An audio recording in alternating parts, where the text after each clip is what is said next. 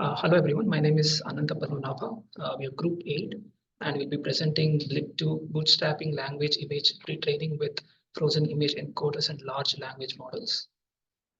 Here's the outline of our presentation.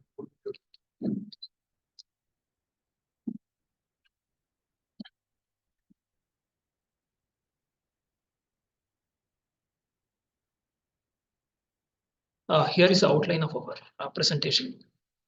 First is the motivation of this work. Second is the method, specifically the BLIP-2 architecture. Third is the experimental results. Fourth is the limitation of this work. And finally, we'll conclude our presentation. Vision language pre-training has made significant progress in the recent years. End-to-end pre-trained models with increasing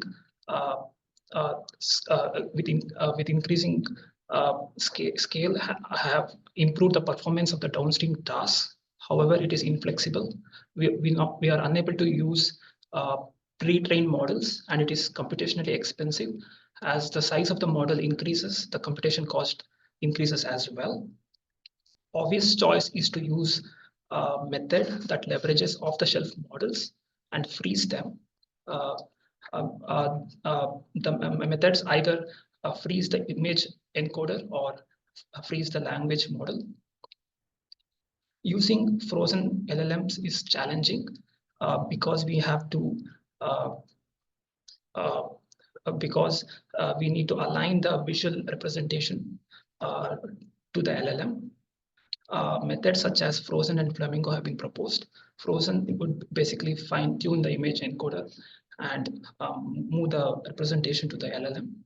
Flamingo would, on the other hand, would add cross-attention layers and project the visual representation to the LLM and then do pre-training on the new layers. Both would use language modeling laws. However, it is insufficient to bridge the modality gap. BLIP-2, on the other hand, uses both frozen image encoder and frozen LLM. It has less trainable parameters. It is computationally less expensive, and it outperforms similar models. To bridge the modality gap, it introduces what is called as querying transformer. In short, we can call it as QFormer. It is pre-trained in 2 stages. One is representation learning, another is generative learning. Now moving on to the overall architecture of BLIP-2. The first stage is representation learning. The second stage is generative learning. The first stage involves QFormer.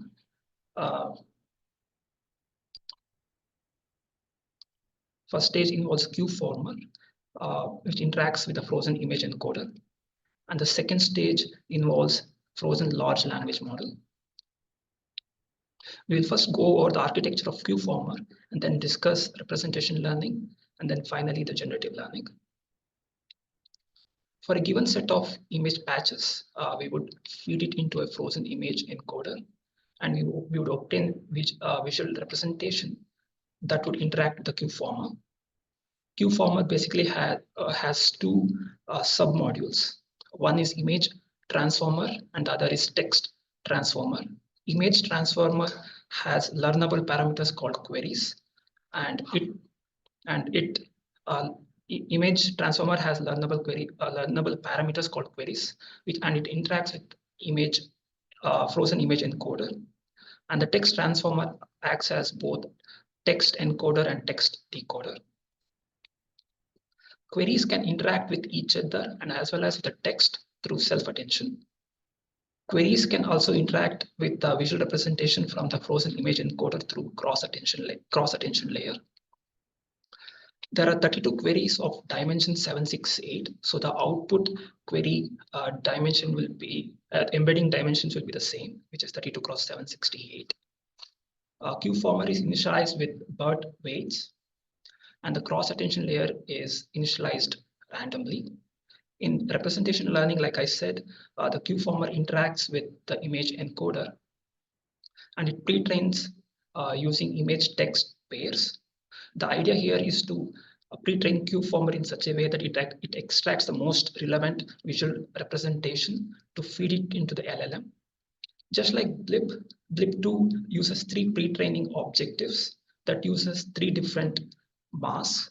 One is the image text contrastive learning. The second is image grounded text generation. The third is image text matching. We'll first go over image text contrastive learning. Image text contrastive learning uses unimodal self-attention mask. The intention here is to make sure image and text do not interact with each other.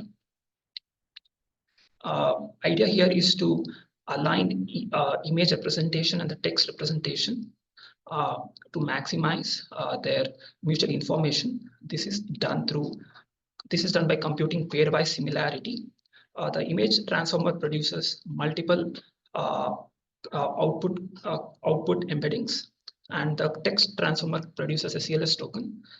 We compute pairwise similarity between these multiple output embeddings with the CLS token, and we basically take the highest.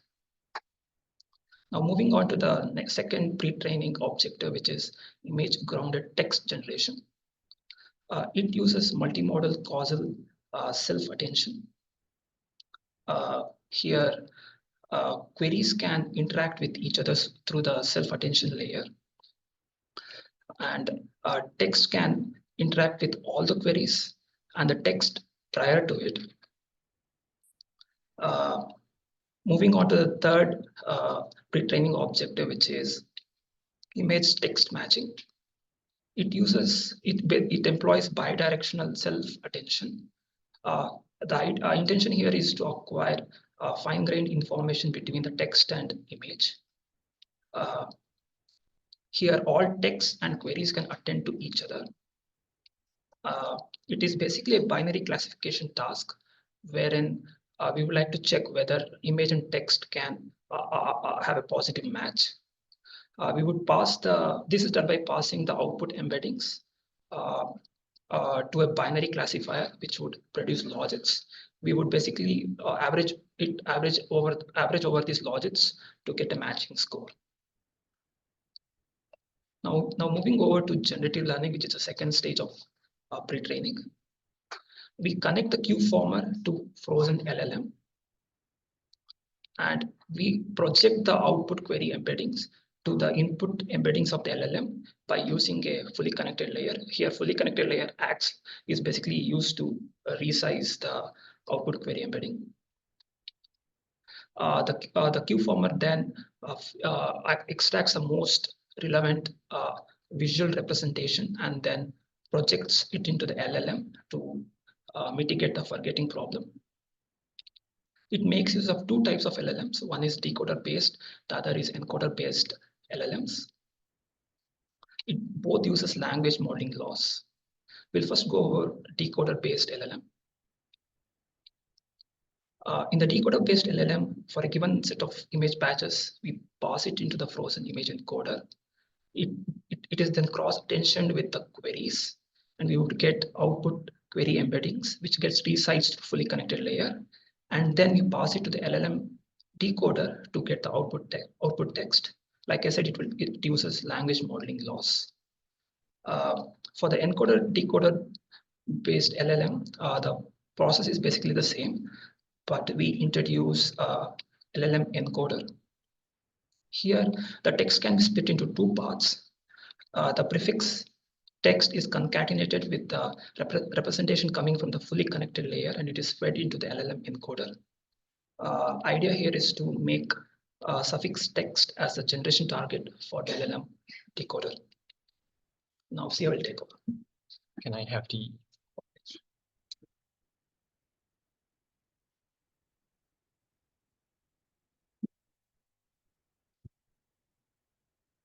All right, so now I'm going to talk about the training data set that's going to be used to train BLIP-2. So in BLIP-2, we're going to collect a bunch of images from 6 different data sets. I'm going to collect it from COCO. I'm going to collect them from Visual Genome, CC3M, Lion 400, SBU, and CC12M. So overall, we're going to collect around 129 images. And to get their text pairs, what we're going to do is we're going to take the original BLIP, BLIP1, and we're going to generate 10 captions, and we're going to use cat fill to filter the top 2 captions for each image. And for the training configuration, recall that BLIP-2 is trained in 2 stages. First stage, we're going to train it for 250,000 steps and 80,000 in the second step. And recall that BLIP-2 uses a frozen image encoder and LLM. So if we use a larger one, if to deal with memory management, we're going to use smaller batch sizes. And of course, to speed up training and inference, we're going to convert these frozen models to half precision floating point FP16. And lastly, for all combinations of frozen image encoders and LLMs, we're going to use the same pre-training hyperparameters. And now I'm going to display a few performance metrics. The first one is a overall zero-shot performance in visual question answering, image captioning, and image text retrieval. So overall, despite training on so little number of parameters, BLIP-2 is more or less on par in performance compared to other models. But let's focus on visual question answering in a zero-shot setting for now.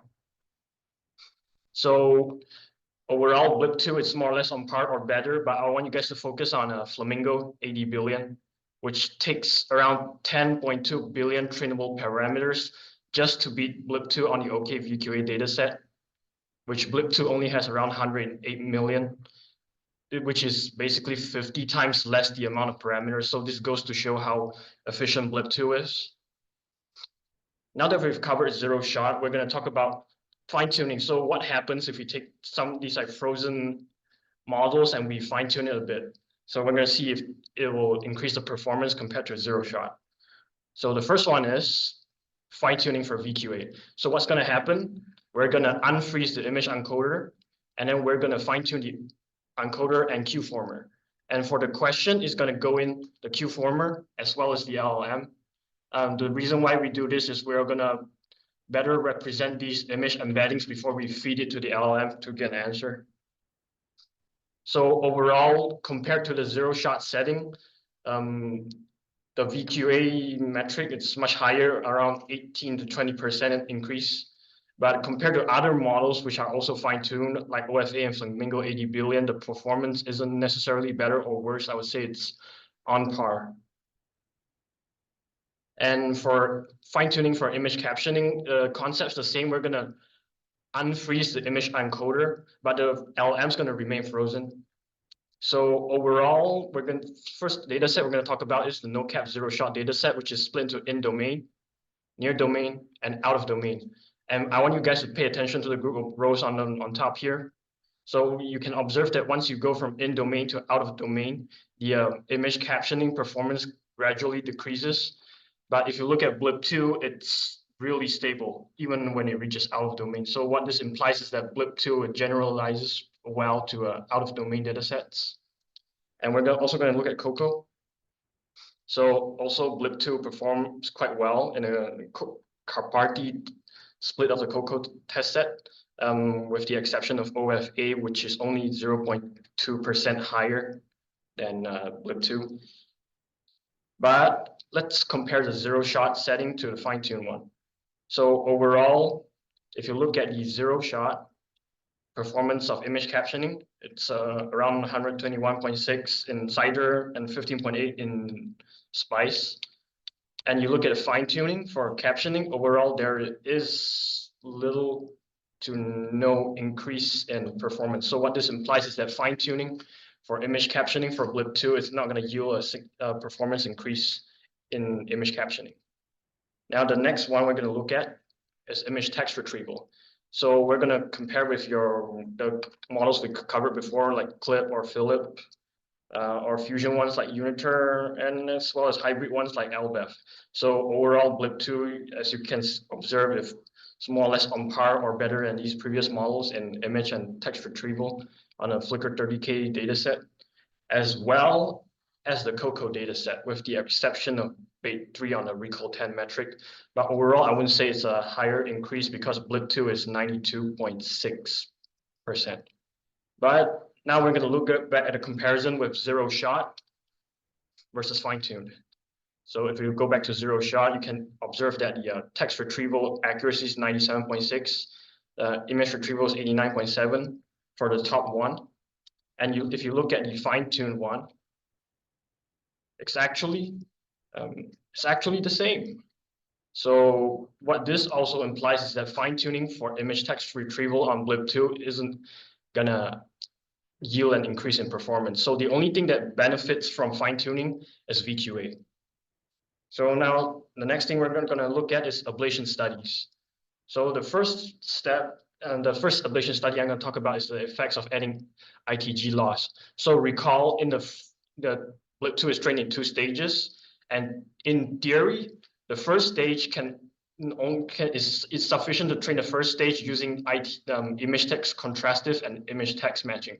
But what the authors found out is that if you also train it on image text generation, it's going to yield roughly 1% increase in performance, which the authors elected to be significant, which is why in the first stage of training BLIP-2, they elected to have image text generation loss.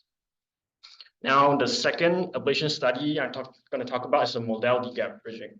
So recall that BLIP-2 is trained in 2 stages. Stage 1 with only the frozen image encoder, and only in the second stage, we introduce this frozen LLM. So the big question is, why can't we just train it in a single stage? So the blue line represents why. This is what happens if we train it using stage 2 without stage 1. So overall, you can see that there's a really significant decrease in performance, which is around 20% or more. And if you look at the frozen OPT LLM, is even worse, because when the number of training iterations goes higher, it has a catastrophic forgetting problem. Yeah, so the accuracy gradually decreases. This is why the authors elected to train BLIP-2 in 2 stages. Now we're going to look at some examples of visual question answering. Here you can ask BLIP-2 about a car without telling it it's an Audi. You can ask BLIP-2 about a historical site without telling it it's the Great Wall. And you can ask BLIP-2 about orchids without telling it it's orchids. Limitations. So the first limitation with BLIP-2 is it does not observe and improve VQA performance with in-context examples. So what the authors elected, the authors didn't work on it, but yeah, one of their future work is to gather a different data set to train it to deal with in-context VQA. The second one is something that's inherent to the frozen LLMs itself. So if your frozen LLM has problems such as inaccurate knowledge or outdated knowledge, your BLIP-2 is going to inherit these problems.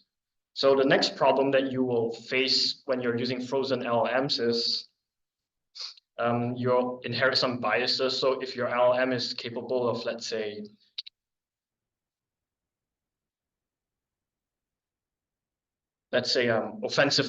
generating offensive language, or if it's trained on private information, it has a risk of leaking it, your BLIP-2 is going to suffer from these problems. So in conclusion, we have covered training a compute-efficient method for training vision language pre-training, which involves using pre-existing powerful frozen models. And the way we bridge this modality gap is by introducing a bridge called a Q-former. So despite training on so little number of parameters, the performance is more or less on par with models that are trained end-to-end from scratch. So lastly, when it comes to fine-tuning, BLIP-2 only benefits from fine-tuning when it comes to vision question answering. So now, personally, I've never been looked at these papers, but you guys are free to look at some extensions to BLIP-2, such as Instruct BLIP or BLIP diffusion. So yeah, thanks.